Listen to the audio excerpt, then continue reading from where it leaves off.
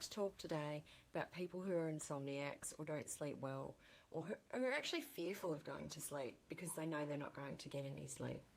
Normal sleep hours are around 6 to 9, and everyone differs. But we do know that people who suffer from migraines, headache or jaw pain are definitely the people that don't sleep well and are insomniacs. And we do know people with migraines have a higher prevalence of jaw pain. Some great research that's just come through showing that if you don't sleep well or you have a lack of sleep, you're going to have higher pain sensitivities. So you're going to respond more to pain stimuli and your pain's going to go on for longer. You're not going to heal, which is quite obvious really, isn't it? So really important for the chronic pain people to really try and get better sleep. How do you do that? It's really hard to know how to get better sleep apart from the melatonin, going to bed at the same time, getting up at the same time. So I'd really like you to think about your hormones. So your sex hormones really play a big role on your REM sleep and whether you're going to sleep deeply. For the guys, testosterone, if it's low, can lead to obstructive sleep apnea.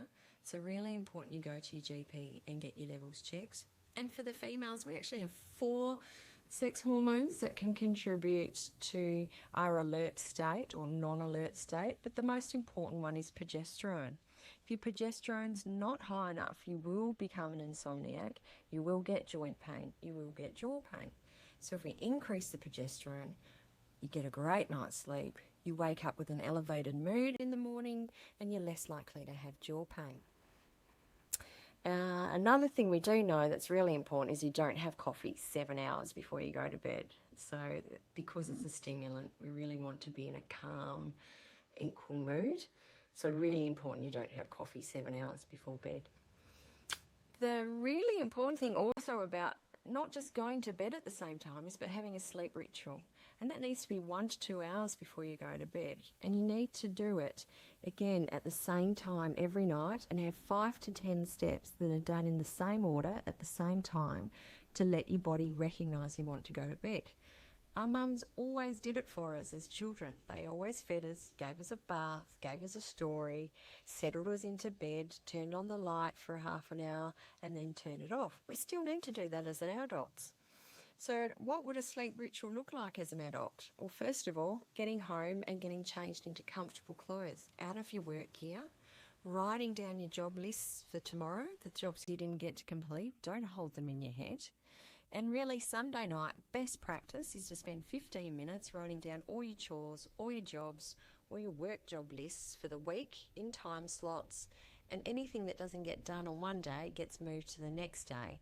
So again, you're not holding it in your brain when you go to sleep at night. Other really lovely calming things to do is walking around what I call a perimeter walk, walking around your home or your block and making sure all the doors and windows are locked, curtains are closed, you're saying hi to your neighbours, the neighbours know you're home and you're safe. You're sort of tucking in the neighbourhood and keying in with community and knowing you're safe. Obviously having a shower or a bath, so being warm in that shower and bath and then coming out, and the drop in body temperature from going from warm to cold is what triggers your brain that you want to be sleeping. The other thing that we know is a warm drink, but please not milk, because most milk's full of sugar, and again that's a big stimulant. If you live alone, talk to your animals, talk to your plants, have a walk around, read a book, no screen time, 1 to 2 hours before bed. And you might want to write a gratitude diary. It's very hard to be sad and depressed if you have gratitude for the things in your day. If you live with a family, make sure the gratitude is at the dinner table. Don't sit in front of the TV with your dinner. Sit at the table and all talk about the great things that happened in your day. Also, really important if you can sit down and do some meditation, even if it's just to sit still for 15 minutes and get a sense of what would I like for tomorrow to happen? What would be the ideal thing to happen tomorrow? And how does that feel? Research has shown that you can't just hold the thought, you have to have the feeling in your heart to match that thought for it to manifest.